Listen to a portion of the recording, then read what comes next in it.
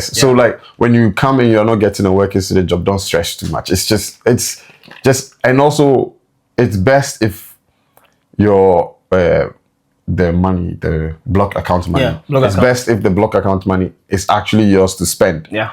Then you can use that half a year, or if you need 1 year, to navigate the system and figure out how to best fit. Because that's what I did. Luckily, the money is was for me, so For you, I could spend it. Yeah. Okay. I know for others might not, but for me it was. So it depends on how you get here. If you have a scholarship, even better. Yeah. So Crazy on it.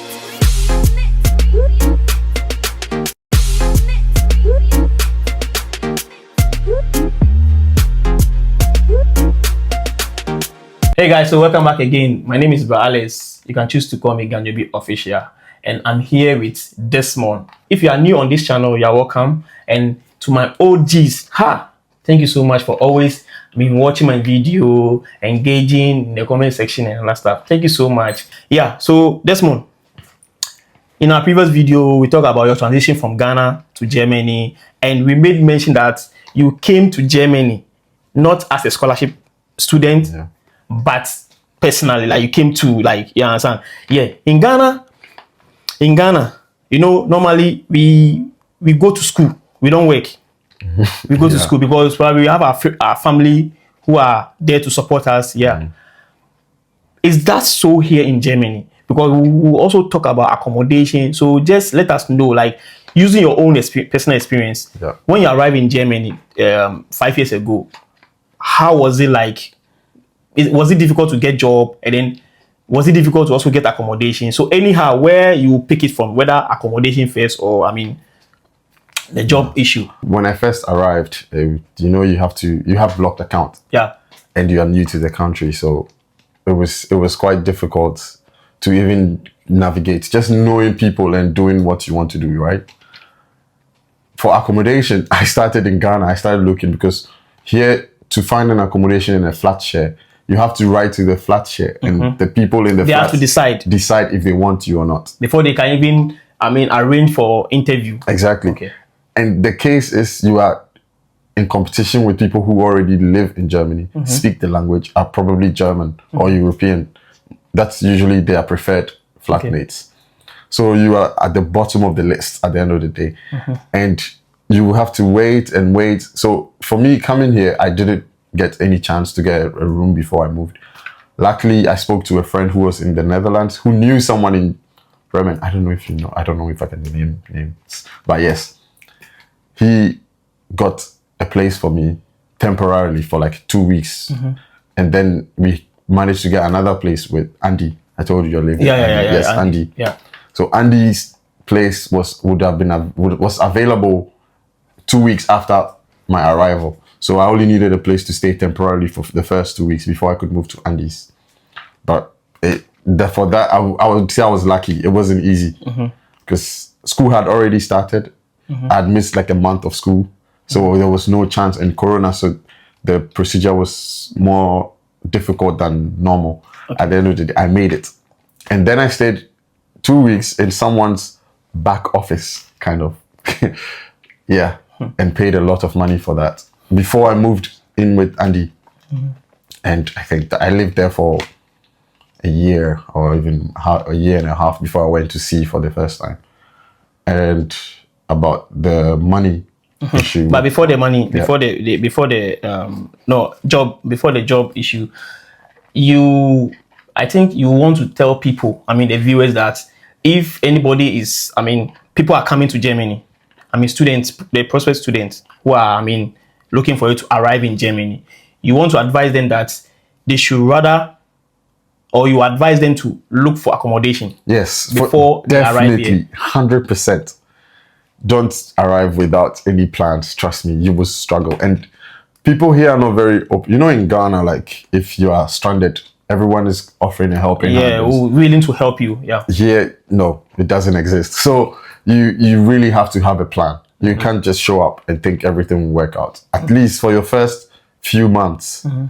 If you can get something because most of the time people sublet their rooms, so you can get something for 2 months, 3 months. Yeah. For start, he made mention of sublet. So maybe let me just break it down. Sublet is basically someone's room, and maybe the person is traveling outside, or maybe going to for business wise, or going to visit family. Let's say, for example, Desmond, or let's say me, as I'm here, this is my apartment. Maybe I want to go to Ghana for a visit, like 3 months. See, whilst I'm away, I'll still be paying for my rent. Yes. And I don't want that, because I'm not inside, I'm not using the room, and the room is there. So why don't I give it out? So we basically give it to people looking for a temporary accommodation, a place to lay their lay their head, and then we charge them money. So whilst we are in, Ghana or wherever we travel to, enjoying ourselves, we know that we are not paying money for our absence. Or maybe you want to add something. Yes, to I that also want to add something which is very important and very different from what we are used to. People here pay rent monthly.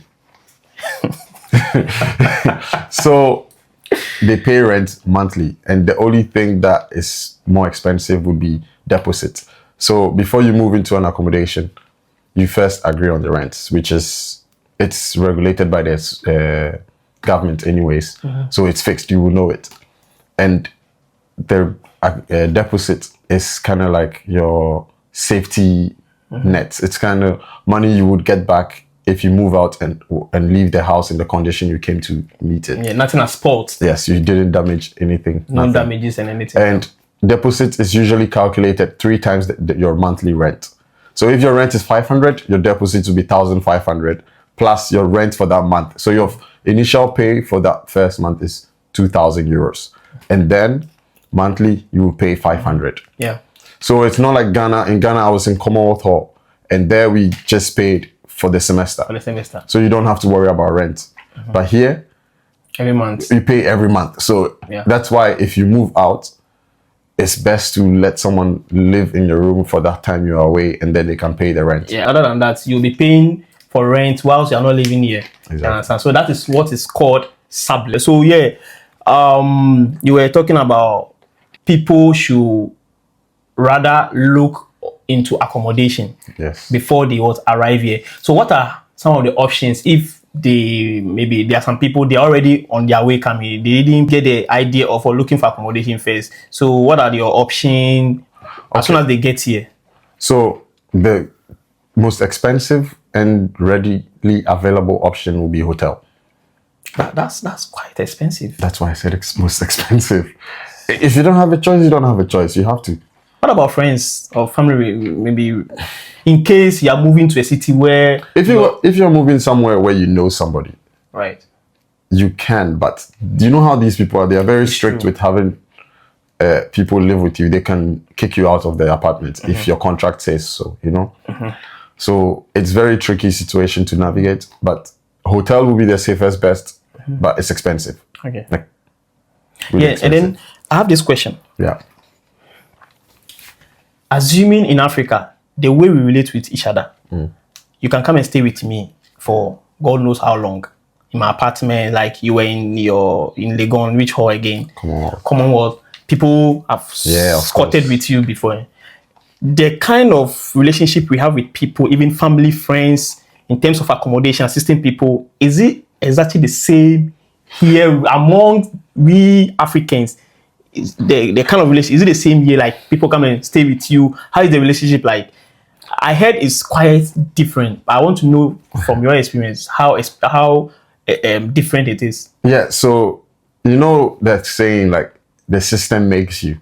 So even if you want to accommodate someone, the system will not allow you. Like the example I gave where the landlord can be like, it's in your contract, it's just you who's going to live in my house. So your friend cannot stay. Maybe they can stay for a weekend. And sometimes when you have flatmates, they will report you to the housemaster. Yeah, to the housemaster. Landlord. Landlord. Yeah, and it's a very tricky situation here because in Ghana it takes a community to raise people. Here it's more individualism. So it's very different. They are very strict about privacy and personal space, but in Ghana we really don't care so much. I think it's just the environment. So once you move here, you want to, but the system doesn't allow you. So you can help someone. So unless you have 10 friends and then you can jump from one person maybe every 5 days, then fine, but you will need to find your own place. Yes. Okay. This one, I think you spoke about in general. What about family? The family we used to know back at home. Is it the same family? You mean between each other? Between each other, like the way family treats us in Africa. Is it the same way your family, your relative, your family member will treat you? Let's say you're escorting with him or her. Is it the same reception that... Do you understand what my I get you. I haven't personally experienced that. Okay. anything like that because okay. I had a similar situation, but it was rather positive. I lived with a Danish-German family for a year. So I offered to pay rent, they didn't let me pay. I could go out and come anytime. I even had my girlfriend come stay over for like a week. So it depends. Some people are very nice, some not. But for me, my one experience, I can't say anything bad about it. They were really amazing. So okay. So yeah, when you arrive in Germany, we are about wrapping up. Like finding job, was it difficult? And what was your first job you got here? Maybe our viewers want to know. Yes. So finding a job is very, very difficult. Not like a proper job, not just because there are types of jobs here, right? We have the factory work. Yeah. That's where mostly we end up working because there the requirements are not so strenuous. Like it's not very strict. You don't even need to speak the language. Yeah. Because you barely do any talking anyways. So for those type of jobs, they are quite much easier to get. I worked at Amazon as well at some point, but my classes take the whole day, so I had to stop after a month. But my first job was working at the student service. Okay, you work for the school. I worked for the school. Okay. So for that, the university. Yes, yeah. But that was a mini job. So there are types of jobs. I know you've mentioned something about it. Yeah, but maybe you can tell our viewers like. So mini job is. No, the type of jobs first. Like the type of jobs we have here, full-time job and. Okay. There is full-time, full-site, part-time, half-site, and mini job. Mini job. So these are like the three types of jobs that are available in Germany. Full-time, you work, I think. 20 hours full-time. No, full-time. 40 hours a week. 40 hours a week, exactly. And then part-time is 20 half-site. hours. Yeah, 20 hours. And then mini job is at the end of the month. Currently, it's 50. 520. Yeah. No. That's how much the money you make. The number of hours you work, you're allowed to work. It's like 48. I think it's for mini job. It's like 48 hours a month. Maybe. Yeah. So for university, they will always offer you a mini job or part-time job. But I had a mini job, and yeah, so I wasn't allowed to work more than a certain number of hours a month. What are the penalties for students overworking and or breaking the rules? So if you overwork and they get to notice, because it's always getting caught first before any punishments. If you get caught, you can most certainly believe that they will take you back home. That's for sure. But we need to work to. I mean, yes, pay for our bills. There are limits to it. So when you have a VEC student job, like a student job, working student job, for that job, it doesn't matter how much they pay you. And you can work part time. Recently, I know they've increased the number of hours on our. Yeah, for students. Yes, now it's 40 hours a week. Yes, exactly. Yeah, so normally most working student jobs, they give you 40 hours a week. So, and there is no restriction on how much they can pay you. They can pay you 1,000, 2,000 euros a month, and you don't pay any tax on it. Tax, yeah. Yes. So they don't regulate something like that. So that's why it's very good to get a working student job. But they are some of the hardest to get because they require language and other things that you might not have in the beginning. So that's why in the beginning, you most likely end up with cleaning jobs. Yeah. No, but factory jobs. Cleaning job is ajinkwan. A student at Jinkwan, our helper. I'm not saying it's bad. Listen, I'm not saying it's bad. I did it too. Why are you complaining? I'm not saying it's bad. I'm just saying the beginning, that's what you can start with. Yes. Yeah. So like when you come and you're not getting a working student job, don't stress too much. It's just and also it's best if your the block account money. It's best if the block account money is actually yours to spend. Yeah. Then you can use that half a year, or if you need 1 year, to navigate the system and figure out how to best fit. Because that's what I did. Luckily, the money was for me, so I could spend it. Yeah. Okay. I know for others might not, but for me it was. So it depends on how you get here. If you have a scholarship, even better. Yeah. So yeah. Okay, so now we are wrapping up, guys. Yeah, so if you are new here, if you just bump on our video or this channel, make sure you subscribe, you like, and then you keep the comment section busy. Yeah, please, if you are new, your subscription is important. So don't forget to subscribe to this channel. Yeah, so are you trying to say that the way we live in Africa, schooling without working, is quite different living here in Germany? So meaning you have to be working, multitasking, work and then school at the same time. Yes. So over here, one thing I noticed when I got here was being extremely independent. And I mean like 100% independent. You have to be very responsible. You have to plan. Mm-hmm. You have to make sure you follow through your plans. Yeah. And you have to make time to study and hobbies and work. Mm-hmm.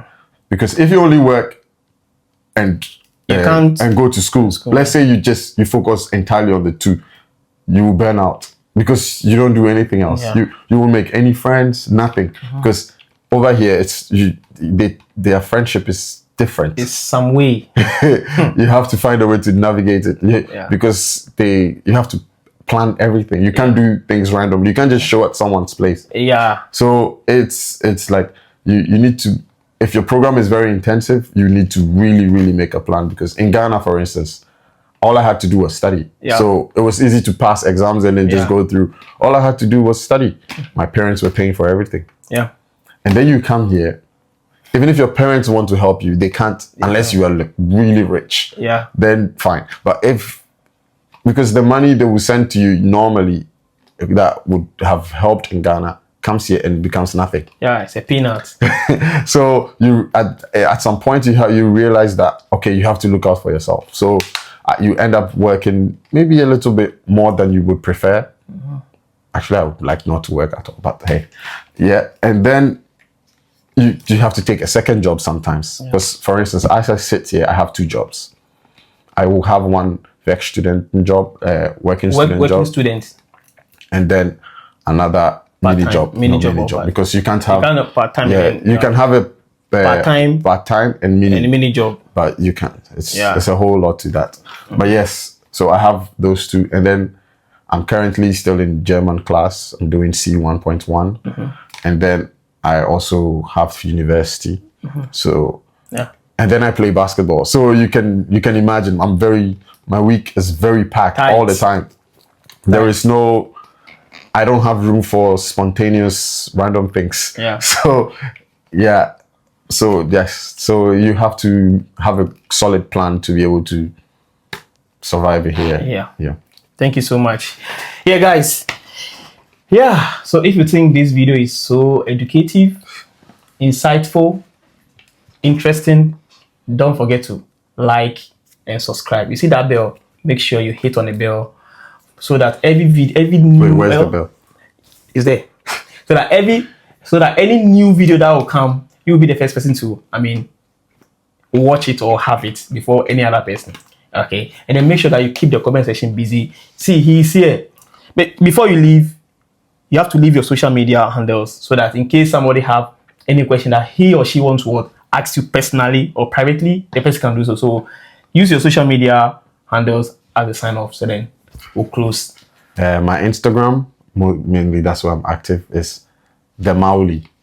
So Alex will put it somewhere on the screen. In the description, Yeah, exactly. Guys, thank you so much for staying glued to your seats to the end. We appreciate it a lot. Adios. Ciao.